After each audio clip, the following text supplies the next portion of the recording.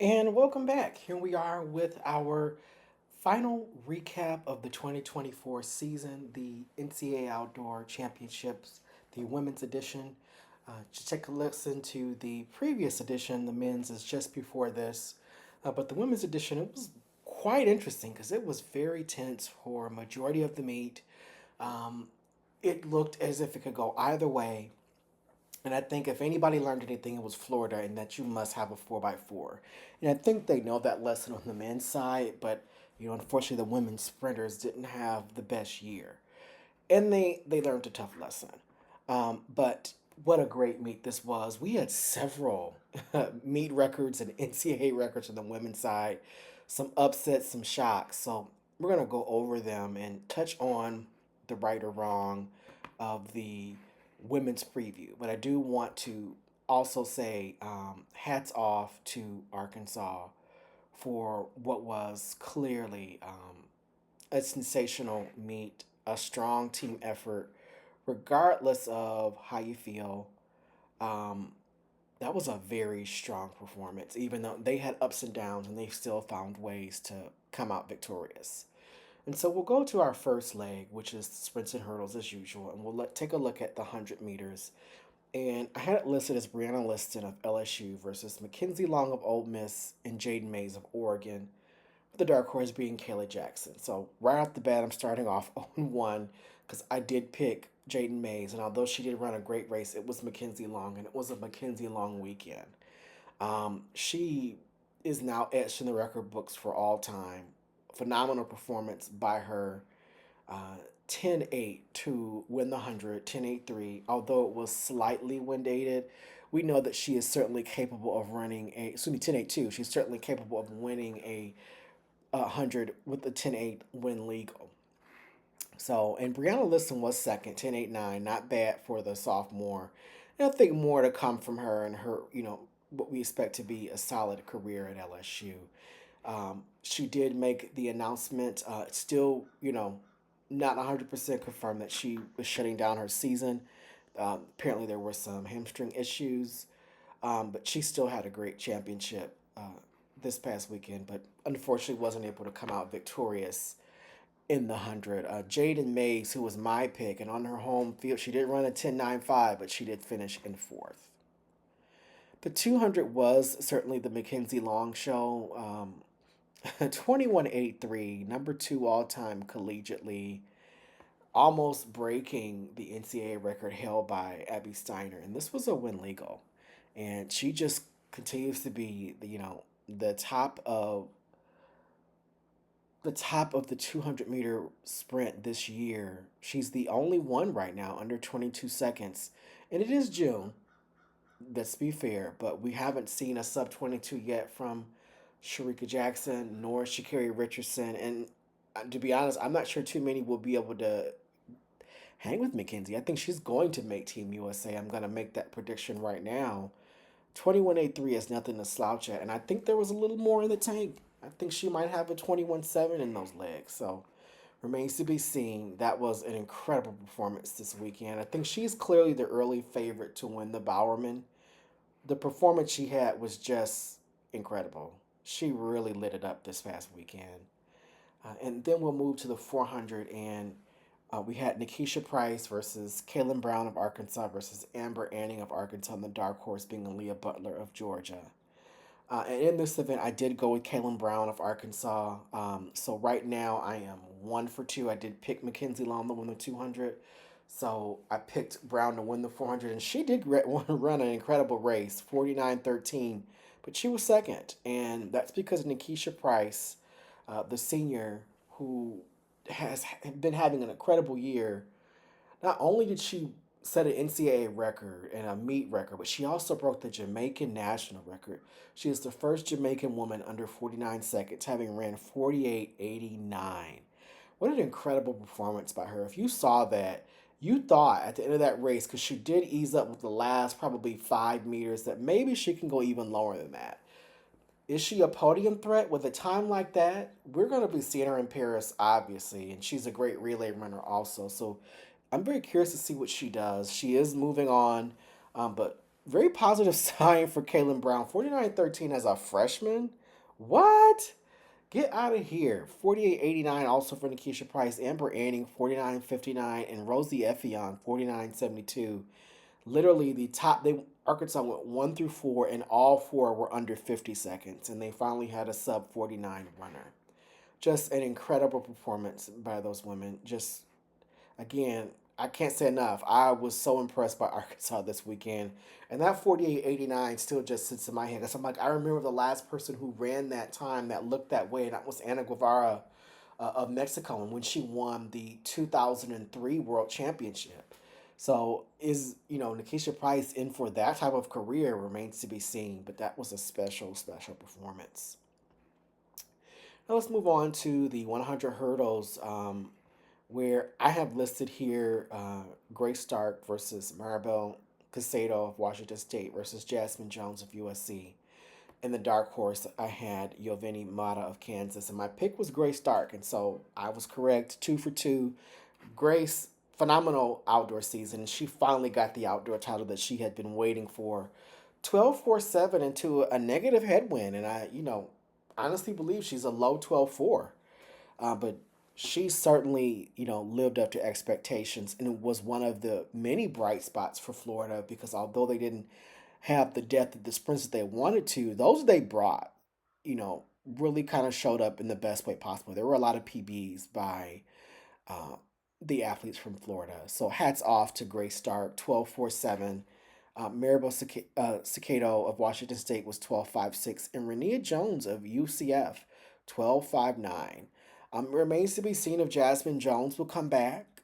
She has another year of eligibility. She is the top returnee, along with Michaela DeMello of Washington State and Jalasia Smith of USC. So USC could be bringing back the top two of the top hurdlers. And with a strong incoming recruiting class, we're looking at a potential where they're already looking like they maybe go 1-2 or 1-3 for next year. So we'll see. 2025 is a ways away, but right now we're looking and we're celebrating Grace Stark for that phenomenal performance. And then the 400 hurdles, Jasmine Jones versus Rachel Glenn, a dark horse, Savannah Sutherland, who is the defending champion, and my pick was Rachel Glenn. So this is where I'm now 2 for 3 because it was Jasmine Jones. And Jones really showed up and showed out in the 400 hurdles. She clocked a 53-15, which is a new meet record, breaking, ironically, Sydney McLaughlin's record, who had that fantastic meet time years ago when winning for Kentucky. And then Savannah Sutherland, the junior out of Michigan, 53-26. We're more than likely going to be seeing her. She is the best hurdler from Canada, and that clearly is an Olympic standard. And the 53-26 means you're a medal threat, potentially. And I say that potentially because you've got McLaughlin, Lavrone, and you have Femke Bowl, who I think we all know are both going to run sub 52. But the 53, I don't really view anybody else possibly running 52 because Delilah Muhammad just doesn't seem to be at that level anymore. So I think that third medal, the bronze medal, the third position, is kind of open. And Jasmine Jones and Savannah Sutherland are names that we can throw in that hat. We can also use Anna Cockrell as a potential. But just hats off to Jasmine Jones, 53-15. What an incredible performance. And Rachel Glenn had a decent performance, 54-11. Not her personal best, but a strong performance there. She did not have the best weekend. We'll talk about what happens in the high jump later, but let's give hats off to Jasmine Jones for a meet record and an NCAA title. And the relays are where things got even more interesting. The 4x1, I did pick South Carolina, and the choices were South Carolina, LSU, or Ole Miss. And it ended up being Ole Miss winning their very first national title in the 4x1. If you saw their final performance, they really did a good job of getting the baton around. Mackenzie Long ran a great second leg, but it was really their third leg that really just blew past LSU's. And I believe that was Leah Phillips on the third leg for LSU. And although LSU ran 42-57 to finish second, they could not catch up with Ole Miss's 42-34. And Ole Miss did still have the number one time, 42-22, ran in the prelim. So they had a phenomenal weekend with their 4x1. And then the 4x4, this is where I go from 2 and 3 to 3 and 3, and I'm really pleased. Let's add that up. So the 100 was an L, 200 was a win, 400 was a win. I mean, an L, excuse me. So that's 1 and 2. 100 hurdles was a win, 2 and 2. 400 hurdles was an L, 2 and 3. 4x1 was an L, 2 and 4, and 4x4, excuse me, will be 3 and 4 because the choices I put were Arkansas and Tennessee, and I did pick Arkansas. No, no secret there. It wasn't a shock by anybody, especially after that performance in the Open 400. But what I had said was that I thought this group was a sub 319 team.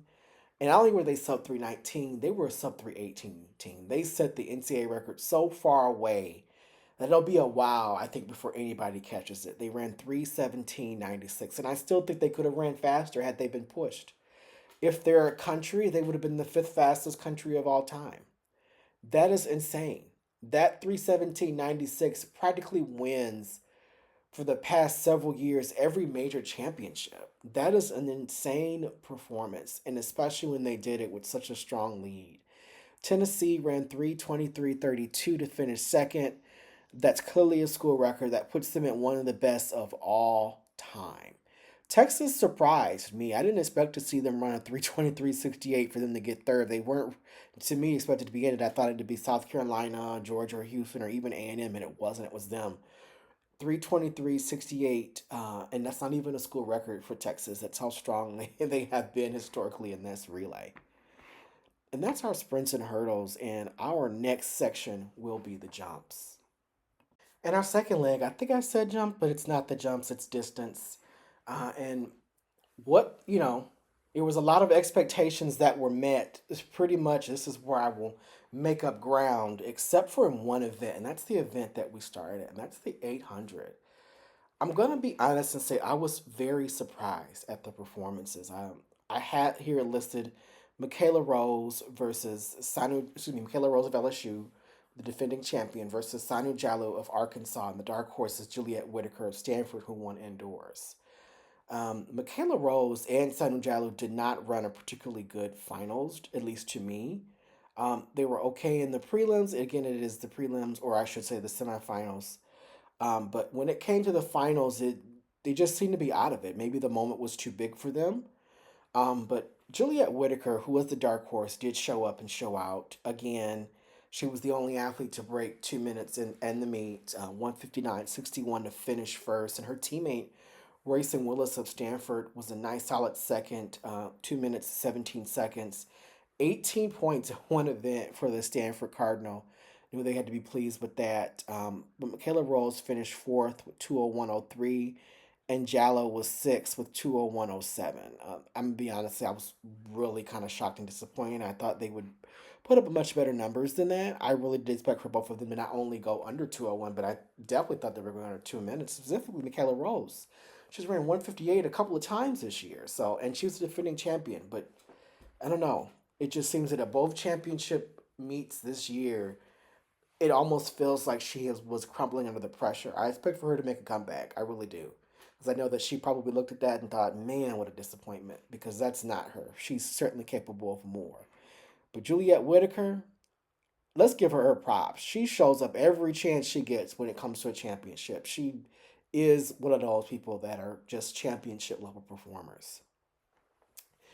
So that'll have me at 3 and 5. Now moving to the 1500, this is where I go 4 and 5.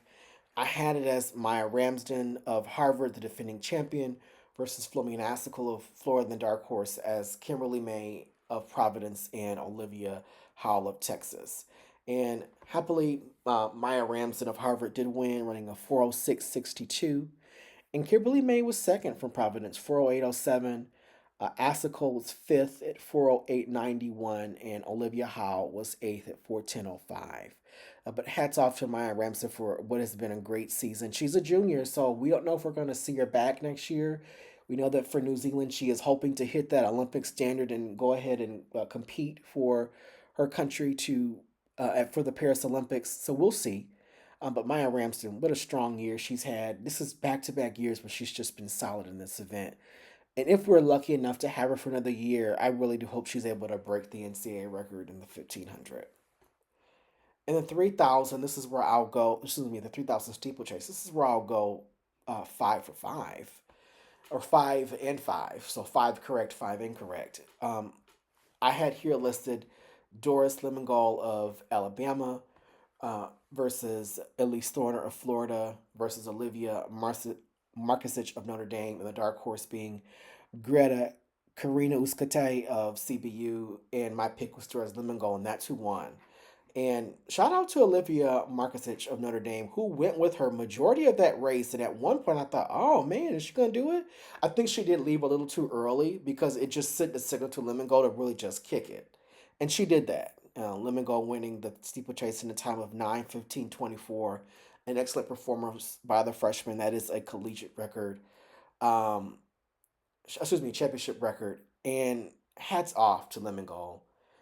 It's clear that Alabama did not miss a beat when Palmer left and went to Florida. And although he's doing well there, uh, the staff at Alabama is really holding it down. 9:15:24 for a freshman is a solid mark. Greta Karino-Skate of CBU did finish in fourth, and uh, shockingly, Elise Dorner finished all the way back in sixth at 9:37:30. She seemed to be out of it. I don't know if she was just a little tired of doing the rounds and the final was too much, but she did not look the same way she did at the SEC championship. I really thought she would be the biggest challenger to Lemon Gold, and she was not. But hats off to Lemon Gold. What a great performance. Then we have the 5,000, and listed here of Parker Valby, the defending champion, versus Hilda Olamomoy of Alabama, the dark horse being Maya Ramsden. And my pick was Parker Valby, and that would put me 6-5. And she didn't disappoint. Parker Valby broke the collegiate record again, 14:52:18. Just continues to be a remarkable talent. Um, she ran smart, and even when there was some pushing, and it just seemed to be some technical questions I had, I'm like, what are some of these athletes doing? It just seemed that Parker never really ran with any doubt. She ran with such confidence and conviction, and it looked that way. I mean, she won the race by almost 20 seconds. So Parker Balby, and we're gonna also pivot to the 10K where I get that right as well. So now I'm 7-5, where she breaks the meet record 31:46:09. So she pulls off the impressive double, 20 points for the Gators. Hilda Olamomoy finished second in both events, and then she did a personal best in the 10K, 31:51:89. That's probably the only race where there seemed to be anyone that was capable of trying to compete with her. She looked too solid in the 5K. And the 10K, there were moments where it's like, okay, some of them are still hanging around. But those last couple of laps, she kicked it into another gear and they couldn't keep up. So hats off to Parker Valby again. I'm sad to see her turn pro. I did mention in the preview that it was likely, and I think that's a big blow to Florida. I think there's going to be some major shuffling. I can guarantee you they will be in the transfer portal. I think there may even be some staff changes. But kudos to Parker Valby. What an incredible career at Florida. I mean, just she was always near the top. Came in finishing second as a freshman in one of the best freshman performances we had ever seen, probably the best.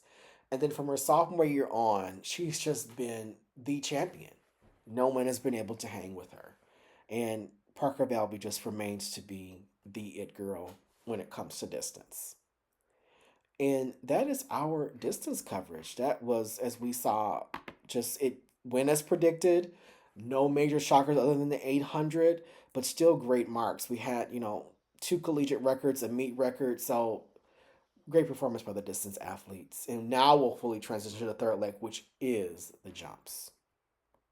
And here we are with our third leg, the jumps. And what a performance we saw this weekend from one of our predicted champions, and then some that we didn't predict. We'll get started with the high jump, and I had it listed here at the Lena Kulichenko of Georgia versus Lamar Diston of Texas A&M, Rachel Glenn of Arkansas, and then the dark horse being Charity Huffnagel of Kentucky, who was the defending champion. And we're here to say none of those athletes won. We'll give some credit to Alina Kulichenko because she did tie for the victory for Georgia, but it was a tied victory. Shock there.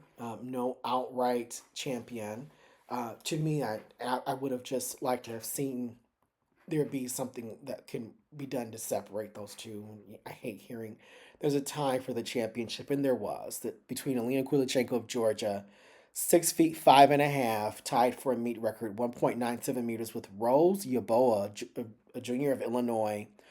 And that was a surprise. And hats off to Petros because he knows how to develop those jumpers, whether it's high jump, long jump, triple jump. Let's give him the credit that's due because he can produce. And we never know what happened, what caused him to be, removed as the coach of University of Georgia. But at Illinois, he has clearly found his footing, and I think he's just on a different level when it comes to coaching these athletes. Because she wasn't mentioned, and here she is, 1.97 meters, 6 feet 5.5 inches. We're probably going to be seeing her in Paris, along with Alina Kulichenko. I'll give myself credit for that one because I did pick Kulichenko to win. So that will have me at 8-5.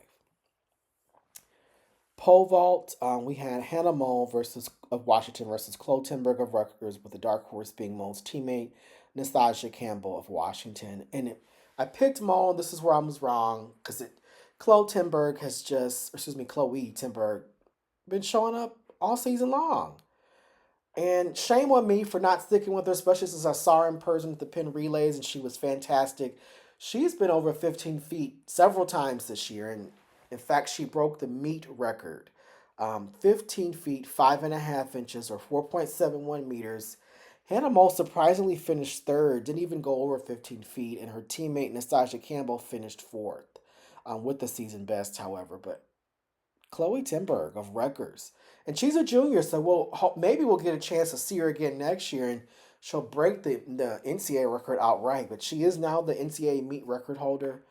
15 feet 5.5 inches. She is a stout, well developed athlete, and really happy to see her win because she is a gamer. She shows up whenever she can, and I think she made a big rebound from the indoor meet. Now moving to the long jump, man, I feel really good about my prediction here. I was very pleased. I had it listed here: Achilles Smith of Texas, the defending champion, versus Claire Brand of Florida and Sydney Willis of Iowa State, with the dark horse being Alexis Brown of Baylor. And my pick was Achilles Smith of Texas, and I got that right. So I'll now be 9 for 6, or nine correct, 6 incorrect. And she didn't jump 23 feet, but she did have a strong performance: 22, 3.5, 6.79 meters. Claire Bryant was second, 6.74 meters, 22, 1.5. That was a season best for Bryant. They are the only two athletes over 22 feet. And hats off to Kia Smith because she not only won the long jump, but she also claimed the triple jump title. And she did 47 feet, 7 3/4 inches, 4.152 meters. She really warped the finish. She's a junior. So she's clearly going to compete for Team Jamaica, uh, compete to be on Team Jamaica. Let me say that because Jamaica has some triple jumpers. Let's remember that. And they have some good long jumpers. But I think she's got a shot at going to Paris. And hopefully she comes back for her senior year and wows us again. She was one of the few bright spots for the Texas women. She was 20 huge points. And collegiate lead in not only the long jump, but now the triple jump. And what a double. Um, so that would put me at, I believe that is 10 correct and 6 incorrect. Solid. The triple jump competitors that we also had listed was Shantae Foreman of Clemson, Ruta Lasman of Texas Tech, and the dark horse being Timmy Tope Ojora. And surprising to me, Ruta Lasman finished eighth. Timmy Tope finished sixth, and Shantae Foreman finished ninth. So no All American performance for Foreman. She'll be no team one, but she'll be team two. I was a little shocked with the performance of Ruta Lastman. I expected for her to perform better, and she only was able to get to 44 feet, knowing that she's capable of 46 or 47. Maybe she'll do better, because she is going to try to compete for her country to make the Paris Olympics. And our last sort of jump event, as I said, I moved the multi events, the heptathlon and decathlon, under the jumps, and that was also kind of interesting, except for the person I picked. I did pick Tamara Chapman. I had her going up against Jaden O'Brien of Notre Dame versus Pipilata Enoch of Oklahoma, who was the defending champion. And the dark horse, Christine Blazovica, and I was kind of hoping to see Blazovica really get in there and, make some improvements. She did have a season's best, and she finished third. Jaden O'Brien was second from Notre Dame, and defending champion just didn't show up. I was a little, I don't want to say disappointed, just surprised because I thought that she would compete and compete well, and that didn't happen. Charity Huffnagel did compete, although she didn't do well in the high jump. She did okay here in the heptathlon, finishing seventh overall. Still not the I think the season she would want it. But hats off to Tamara Chapman. She looked good every event she competed in. Looked solid. Um, we won't say she's a heavy favorite and no, let's not jump to that. Do I think she's going to be a competitor in Paris? Yes. She finished third in the 100 hurdles. In the high jump, she was third. In the shot put, she was seventh.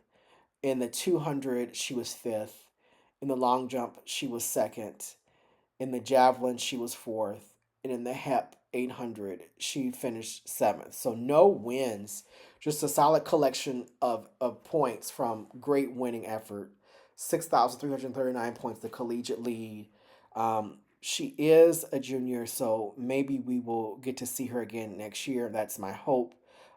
Excuse me, she's a senior, so but I think she has another year eligibility courtesy of COVID. So hopefully we'll get to see her next year representing Texas A&M and putting on another strong performance. But hats off to her. She was vital for Texas A&M to have any shot at winning the women's team title. Although they weren't as competitive on the women's side as they were the men, they finished 10th overall. But her 10 points certainly did help.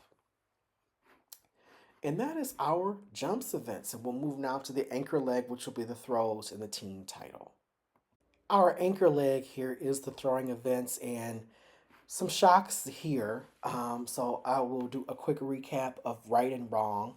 The 100 wrong, 200 correct, 400 wrong, 100 hurdles correct. That's two for two. Or excuse me, two and two. 400 hurdles incorrect. 4x1 and 4x4 also correct. So that's five incorrect at that moment. I'm sorry, 4x4 was correct. Let's back up.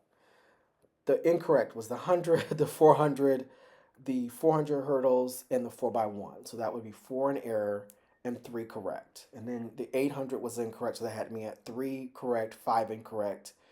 1500, 5K, 10K, and the steeplechase were all correct, so that had me at seven correct and five incorrect. High jump, pole vault, long jump, triple jump, and hap. I got all the jumping events correct, so that'll have me at 12 correct, still five incorrect. And then we will move to the anchor leg. So we're at 12 and 5.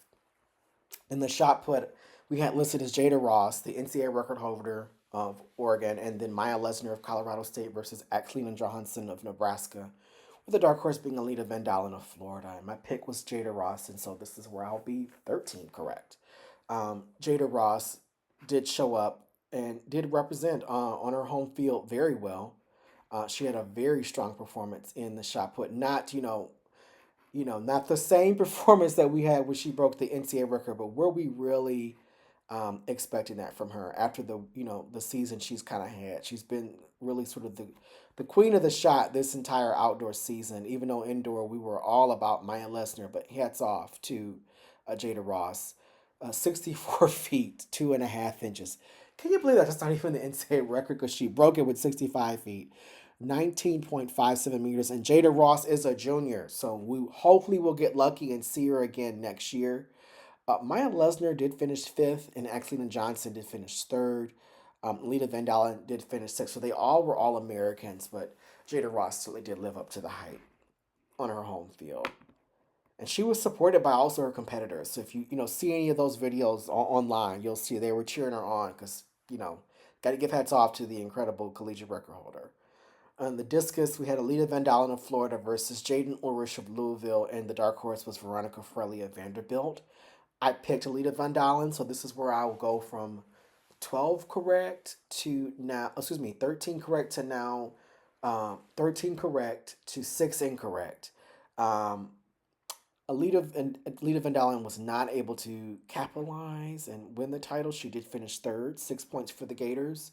She was beaten by Veronica Fraley of Vanderbilt, who beat her at Florida in the shot put, winning the SEC title. But she came here in the discus and beat Van Dalen at her best event. It took a PB from Fraley to do that, 208 feet, 10 inches, 63.66 meters. Jaden Ulrich of Louisville did finish second, and again, Van Dalen was third. So the top three that I picked did show up, but not in the order I expected. We will get a chance to see Van Dalen and Ulrich again next year. Fraley, the senior, is moving on, but what an incredible career. She caps it off with a national title. And then we have the hammer throw. We had Elizabeth Renner's daughter of Texas State versus Amber Simpson, Illinois versus Stephanie Ratcliffe of Georgia, the defending champion, and the dark horse Jelani Davis of Ole Miss. I went with Stephanie Ratcliffe of Georgia, the defending champion, and this is where I will go 13-7. It uh, wasn't a defending champion. It was Elizabeth Renner's daughter of Texas State, who's been the leader pretty much majority of the season, and she continued that, sitting in the collegiate lead again. She's the only collegiate athlete over 70 meters, 70.47 meters, 231 feet, 2 inches. And Stephanie Ratcliffe did not get a legal throw in, fouled out. Unfortunately, so no, no ability to defend the title for her. She does have another year of eligibility. We'll see if she can come back. But Elizabeth Renner's daughter, who's a sophomore, will probably be ready for another step. And I think we might be seeing her at Paris representing her country. She is rumored to be the top hammer thrower there. I shouldn't say rumor. She is stated to be the top hammer thrower. And then there was the javelin where we had the NCAA record. I had here listed as Rima Odobor of Nebraska versus Federica Bauer of UCLA, and I said there is no dark horse. And there ended up being one who, did give Odobor a scare for a moment, but she did have an incredible last couple of throws, and she set the NCAA record 64 meters, 64.19 meters, 210 feet, 7 inches. The senior Rena Onabor of Nebraska, and as stated, Nebraska is just one of those schools that teaches the technique very well, and she looked phenomenal. I sure that throw looked out of sight. She launched it, literally perfect technique. The way she held the javelin and the way she released it, I thought, man, we've got to see her in Paris, and clearly we are. That NCAA record, I'm disappointed we won't get a chance to see her again. I was actually sad when I thought early in the season she wasn't on Team Nebraska and that she had already turned pro, but no, she gave us another incredible postseason. Rena Odobor, hats off to you, the NCAA record holder. Best of luck at the Summer Olympic Games. Hopefully you medal. And that is the final event for the throws. I have that right, so that actually has me now again. That's 14 correct and 7 incorrect. So much better on the women's prediction on the men's than the men's. The team title battle, we had LSU versus Arkansas, the dark horse being Texas. I did pick LSU, and this is where I would take another big L because they had a rough weekend. They really did. None of the hurdlers qualified, which was a shock because they both ran 12.8. And yes, for the 100 hurdles, 12.8 did not get you to the finals. You had to be 12.7 or better. Woo! That was a fast 100 hurdle field. And, Brianna Listen didn't make the finals of the 200. The 4x1 did not claim victory. The 4x4 was towards the bottom. I'm not mistaken. I think they were either 8th or 9th. I'm not sure. I know they didn't score a lot of points there. Didn't score a lot of points in the 400 hurdles either. Things did not go their way. They did show up with the most entries, and it didn't seem to be able to match the fact that Arkansas raised their game. I think the only Arkansas athlete that did not have a great performance was Rachel Glenn, because Rachel Glenn didn't even score in the high jump. and she was third in the 400 hurdles. And we actually thought she had a shot at being a doubler. We thought she could win the high jump and the 400 hurdles. But Arkansas still won, courtesy of their 4x4, even with Florida having, a pretty solid day. I mean, a lot of their big guns scored in bunches. They didn't have the performance in the 1500 from Asuka that they thought they were going to get. I mean, she was a favorite to finish second or third, and she finished fifth. I think her doing both distance events, the 5K and the 1500, probably was a little too much for her legs. But strong performance by Florida. I think just looking at Coach Holloway's face, I can assure you this team's makeup will be a little bit different next year. They will be in the transfer portal. They're going to probably get some solid distance runners. I'm also positive they're going to improve that sprint score and maybe even make some coaching changes. They're going to have to figure out what they're going to do because Claire Bryant is gone. She did finish second in the long jump. The high jump, where she surprisingly had a PR and jumped 6 feet. She did not have a great championship meet. She only was 5'9" and 3 3/4. But Claire Bryant had a phenomenal career at Florida. We never got to see her be the NCAA champion we thought she could be. She unfortunately for a long time was in Jasmine Moore's shadow. But she did have an incredible career. She always found a way to be on the podium, and she'll probably have a great professional career as well. Next up will be Anthea Charlton, the sophomore, who finished fourth in the long jump. But expect for Florida's makeup to be different. Arkansas, man, the 400 alone, first, second, third, and fourth, that was 29 points in one event alone. And so when they looked like they were out of it, the 400 not put them back in it, but it put them ahead for a brief moment. And then when Florida took the lead going into the 4x4, the Razorbacks took over the lead, winning it with that collegiate record and becoming sort of the fifth fastest country, the United States of Arkansas. I mean, just the fact that they are fifth all time, if they were a country, is impressive in itself. 3:17.96 is no slouch time, especially when it's very clear they could have ran faster if they were pushed. But thank you all for an amazing season. This is not the last video of 2024.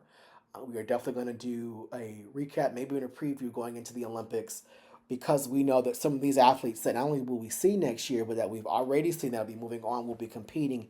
And I want to make sure that we honor them as they leave off. But thank you again. Please like, subscribe, share. We will also be doing informative educational videos about certain events. There's more to come. It won't just be recaps. We may even have some interviews, wink, wink, coming up. So please stay subscribed and please click on that bell so you can know when a post is coming. Thank you again, and congratulations to the Arkansas Razorbacks.